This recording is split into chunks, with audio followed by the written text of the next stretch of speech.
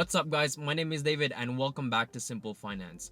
In today's video, I want to talk to you guys about a few things that you can do to start building your wealth in your 20s. The first thing that I would recommend you to do is to build a plan and sticking to it. By having a plan, it gives you a solid foundation on what to do in order for you to achieve all your goals that you have in your 20s. A lot of the times people would have a big gigantic goal of, let's say, oh, I want to make $1 million. And one thing that I would recommend you to do in order for you to properly execute your plan is by actually chunking it into pieces. For example, if your goal is to purchase a home in your 20s, I would recommend you to actually chunk it down into pieces. You can start off by getting a job, having a source of income. Second, you can start building your credit. Then from building your credit, you can start saving up for a down payment. So let's say your down payment is $15,000, and it can be very stressful knowing that you have to save $15,000. But what I would recommend you to do is that you can also break it down into pieces. So you can make it into a goal of saving $5,000 every 3 months so that $15,000 doesn't seem as intimidating as it actually is. So by chunking your goals, it becomes more attainable and less intimidating so that you're actually able to execute it properly. Another thing that you need to start doing to build your wealth in your 20s is to actually start building a good credit score. And the reason why you need to start building a good credit is because credit is king. When you have a good credit, you're able to leverage debt into your own advantage. Like for example, you can start leveraging debt with real estate. Once you start getting into real estate, you're able to bring in a lot more money, to bring in passive income, which allows you to build your wealth over time. Another thing that will allow you to build your wealth in your 20s is by creating an emergency fund. By having an emergency fund, you're able to leverage this fund so that you don't go into the deficit when an emergency happens. For example, if you lose your job, you're not going to be going into debt, trying to pay all your expenses for the month. But with an emergency fund, you're actually able to use that money so that you can cover your monthly expenses while you're trying to rebound and getting another job. The next one on the list is actually a pretty big one, and that is to invest.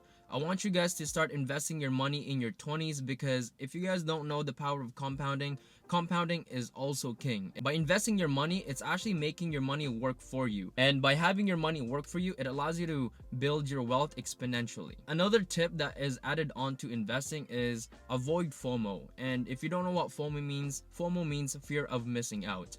A lot of people start investing into certain stocks or maybe into something just because there's a big hype around it, even though they don't understand. They start investing all this money just because they feel like they're missing out on an opportunity. FOMO can negatively affect your bank account because you could be investing into things that you may not know about. So for example, there's a lot of hype around Bitcoin right now, or cryptocurrency itself. The thing is, a lot of people don't even understand cryptocurrency, but yet they're putting their money into it.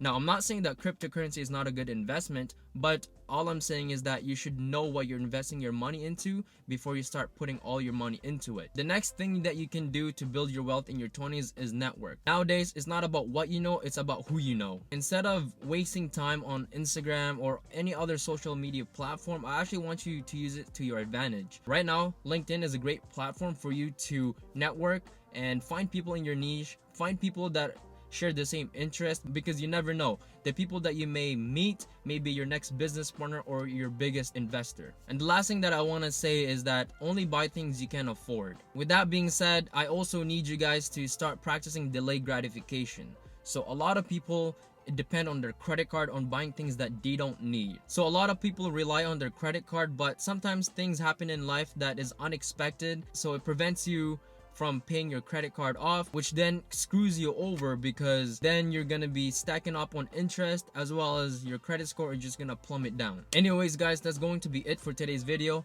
I hope you enjoyed this content. I know I'm in a different environment, but I'm just on my break, so I thought I'd make a quick little video. And so if you guys want to see more videos, make sure to subscribe to the channel, and I'll see you guys next time. Peace.